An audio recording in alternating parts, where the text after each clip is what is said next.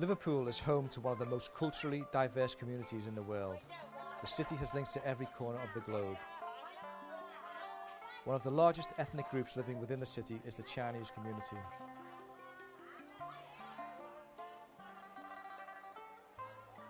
The history between Liverpool and China begins in the late 1850s, when trade links were established by a company called the Blue Funnel Line, who were importing goods such as silk, cotton and tea.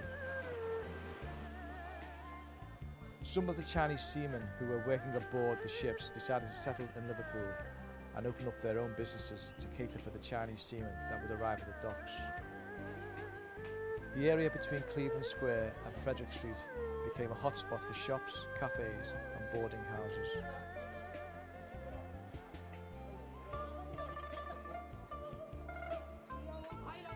In 1939, when the Second World War broke out, the British Merchant Navy started to recruit sailors from its allies around the world.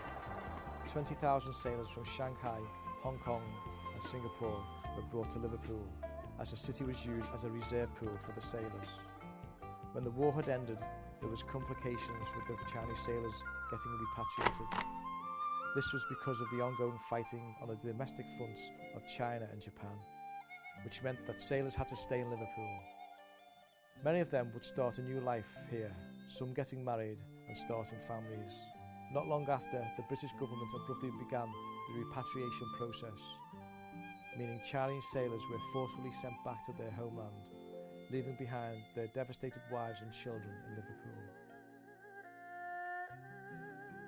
In 2006, a plaque was unveiled at the Liverpool docks to mark the recognition of the forced deportation of Chinese seamen after the Second World War.